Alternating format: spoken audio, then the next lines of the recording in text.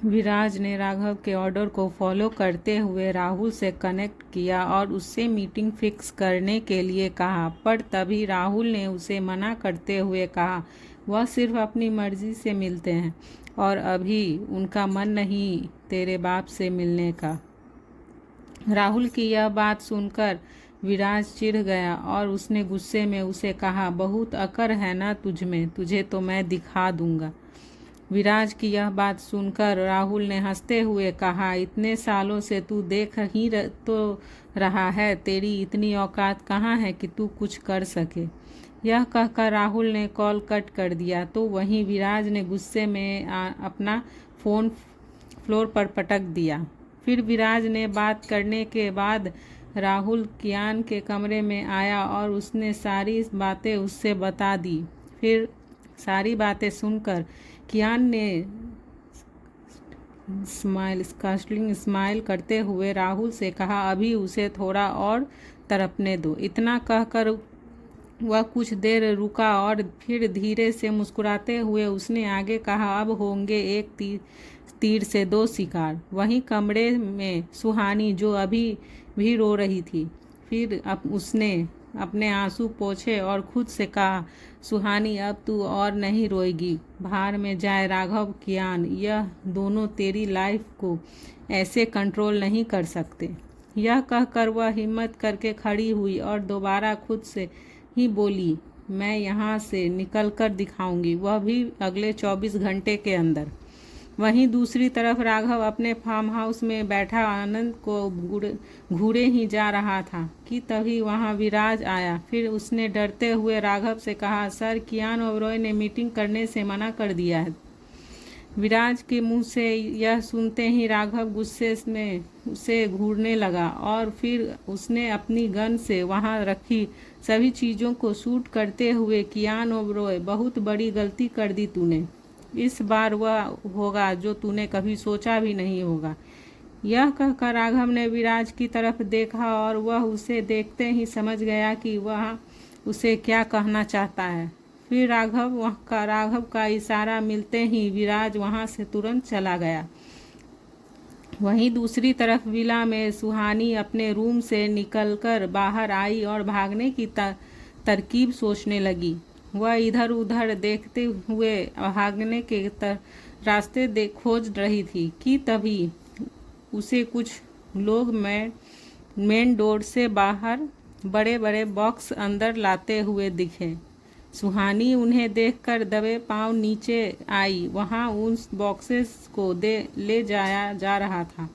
फिर वह एक पिलर के पीछे जाकर छुप गई और उन लोगों की बातें सुनने लगी। वे लोग बॉक्स ले जाते हुए बातें कर रहे थे। फिर एक आदमी ने कहा, शाम होते ही हमें फिर से यहाँ आना है इन बॉक्सेस को वापस ले जाने के लिए। इतना बोलकर उस आदमी ने एक स्वेट की तरफ देखकर आगे कहा, शाम तक इन्हें खाली कर देना। सर्वेंट ने उसकी बात पर सिर हिला दिया। सुहानी ने भी उसकी सारी बातें सुन ली थी और वह खुश होते हुए बोली, अब मुझे यहाँ से निकलने में कोई नहीं रोक सकता। यह कहकर वह जैसे ही दबे पांव आई थी वैसे ही दबे पांव अपने कमरे में वापस चली गई। वहीं दूसरी तरफ राघव के आदमियों ने कियान के विला पर हमला करने की पूरी तैयारी कर ली थी। कियान अपने कमरे में बैठा अपना काम कर रहा था कि तभी वहां राहुल आया और कियान ने बिना उसकी तरफ देखे उसे कहा, विला की सिक्योरिटी बढ़ा दो, राघव राव चुप नहीं बैठेगा, हम पर हमला करने की वह पूरी तैयारी कर रहा होगा। कियान की इस बात पर राहुल ने कहा, यस सर, मैंने ऑलरेडी कुछ और गार्ड्स को बुलाया है, वह लोग कुछ ही देर में आते होंगे। इधर सुहानी अपने कमरे में बैठी शाम होने का इंतजार कर रही थी कि तभी उसकी नज़र घड़ी की तरफ गई। घड़ी में शाम के 5 बज रहे थे। यह घड़ी देखकर मुस्कुरा दी। फिर वह उठी और दबे पांव सबसे छुपते हुए नीचे उसी जगह पर आ गई जहां पर वह बॉक्सेस रखे हुए थे। फिर सुहानी सबकी नज़रों से बचते हुए उन सभी बॉक्सेस में से एक बॉक्स में छुप कर बैठ गई। फिर कुछ ही देर में वह लोग उन बॉक्स को लेने के लिए फिर से आए। सभी लोग खाली बॉक्सेस को उठा कर ले जा रहे थे कि तभी एक आदमी उस बॉक्स जिसमें सुहानी छिपी हुई थी उसे उठाते हुए बोला, क्या इसमें से सामान निकला नहीं है? यह अभी भी पहले जितना ही भारी है। उस आदमी की बात सुनते ही बॉक्स के अंदर बैठी सुहानी डर गई।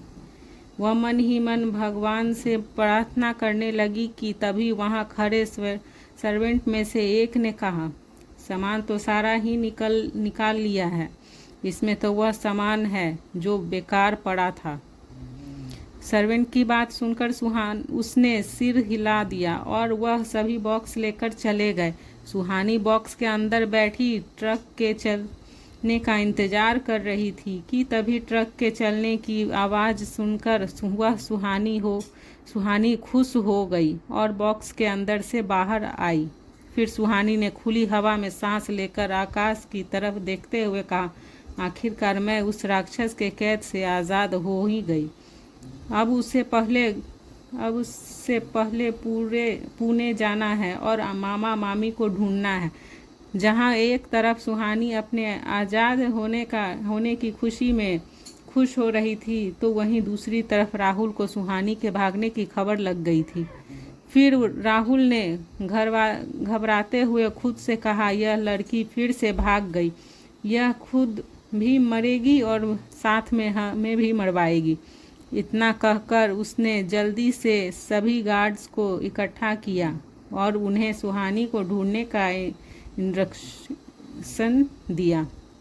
राहुल का ऑर्डर मिलते ही वह सारे गार्ड सुहानी को ढूंढने में लग गए। फिर राहुल ने जब कियान को सुहानी के भागने के बारे में बताया तो कियान ने गुस्से में उसे घूरते हुए कहा, उसका यहाँ से इतनी आसानी से निकल जाना पॉसिबल नहीं था। फिर यह कैसे हुआ, पता करो इसका। राहुल कियान की बात सुनकर तुरंत वहाँ से चला गया। फिर उसके जाने के बाद कियान ने कहा, 2 पल की आज़ादी मिलने से खुद को आज़ाद समझने की गलती मत करना सुहानी, क्योंकि रहना तुम्हें मेरी कैद में ही है। तभी राहुल कियान के कमरे में फिर से आया और उसने आज आए डिलीवरी ट्रक के बारे में बताया।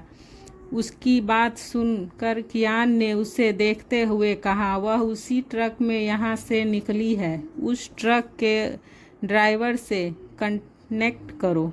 यह कहकर कियान ने थोड़ी देर कुछ सोचा और फिर आगे कहा, मैं भी शायद वह ट्रक में भी हो, लेकिन अगर ट्रक कहीं रुका होगा तो वह उतर गई होगी।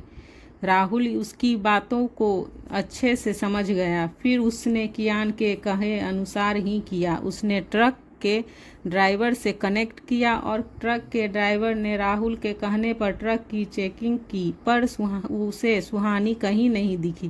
फिर ड्राइवर ने कॉल करके कनेक्ट राहुल से कहा, साहब हमें कहा था कि ट्रक में कोई नहीं है। ड्राइवर की बात सुनकर राहुल ने उसे पूछा, क्या तुम रास्ते में कहीं पर रुके थे?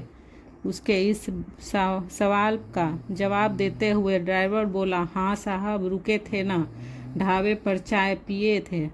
यह सुनकर राहुल ने ट्रक ड्राइवर से ढाबे की लोकेशन ली और अपने सभी गार्ड्स को शेयर कर दी जो सुहानी को ढूंढ रहे थे। वहीं सुहानी ने ट्रक से उतरकर इधर उधर देखते हुए किसी से लिफ्ट लेने के बारे में सोचते हुए खुद से कहा, अब बस कोई ऐसा मिल जाए जो मुझे पुणे तक लिफ्ट दे दे। इधर राहुल गार्ड के साथ उसी ढाबे पर आ गया। फिर उसने सुहानी की फ़ोटो दिखाते हुए लोगों से पूछा तो वहां बैठे लोगों ने उस फोटो को पहचानने से मना कर दिया। वहीं ढाबा के ऑनर ने फ़ोटो को देखते हुए कहा, हाँ मैं देखा है इस लड़की को। यह सुनते ही राहुल की आंखें चमक गई।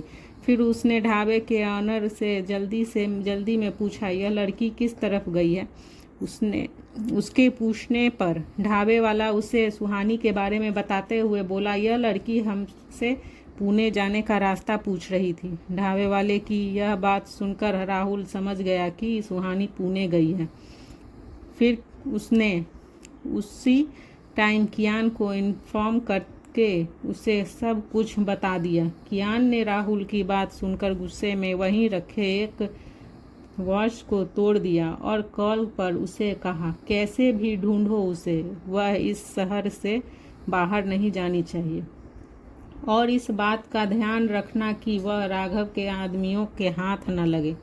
वहीं इधर सुहानी एक 40 साल के आदमी से लिफ्ट लेकर उसकी कार में पुणे जा रही थी। तभी उस आदमी ने अपनी कार को एक साइड में रोक दिया। सुहानी अचानक ऐसा कार के रुकने से घबरा गई और उसने उस आदमी की तरफ देखते हुए कहा, अंकल, आपने कार क्यों रोक दी? अभी तो हाईवे भी क्रॉस नहीं हुआ। सुहानी की बात सुनकर उस आदमी ने हंसते हुए कहा, जाने मन, इतनी जल्दी भी क्या है? मैंने तुझे कहा ना कि मैं तुम्हें पुणे लेकर जाऊंगा, बस तुम्हें मेरा थोड़ा सा ख्याल रखना होगा। उस आदमी की बात सुनकर सुहानी डर गई और पीछे हटते हुए बोली, अंकल, यह कैसी बात कर रहे हैं आप? फिर वह आदमी उसके करीब आते हुए बोला, डोंट कॉल मी अंकल, तुम इतनी खूबसूरत हो कि बस मेरा दिल आ गया तुम पर।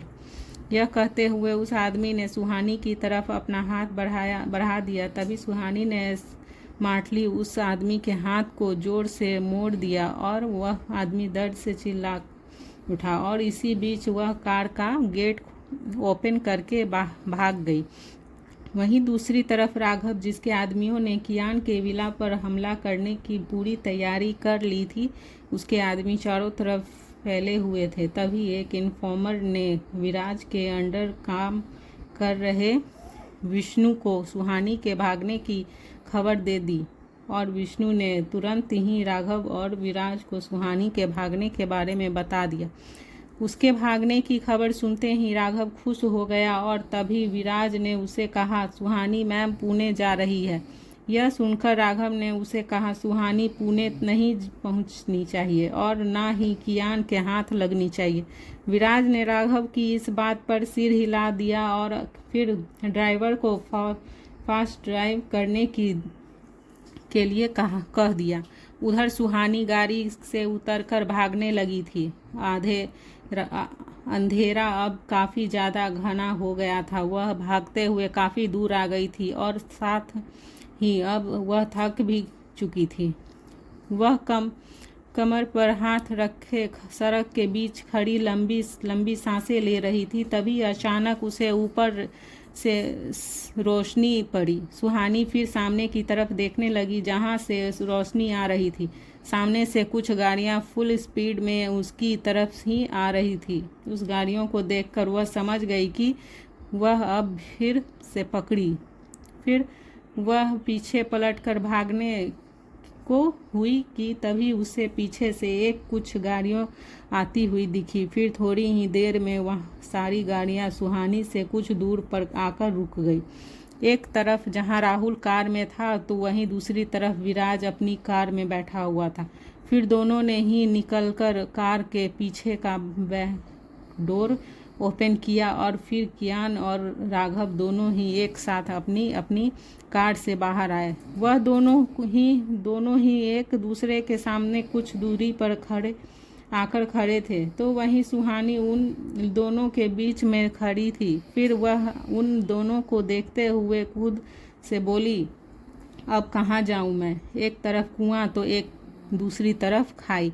यह कहते हुए वह उन दोनों की ही पलट कर देख रही थी। फिर वह उन दोनों को घूरते हुए फिर से बोली, राक्षस कहीं के, क्या बिगाड़ा है मैंने इनका? यह दोनों मेरे पीछे ही क्यों पड़े हैं? तभी उसने उस पर काले आकार को देखते हुए आगे कहा, हे भगवान, मेरी जिंदगी में परेशानियां कम थी जो आपने इन दोनों राक्षसों को भी भेज दिया। उसके चेहरे पर गुस्से और खुशी के जुले भाव थे। उसे अब कोई भी रास्ता नहीं सूझ रहा था।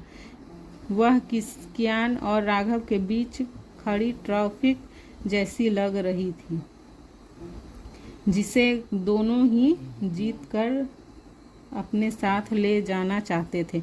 आखिर क्या होगा आगे? राघव और कियान में से सुहानी को अपने साथ कौन ले जा पाएगा? क्या होगा जब दोनों में होगी खतरनाक टक्कर? जानने के लिए सुनते रहिए।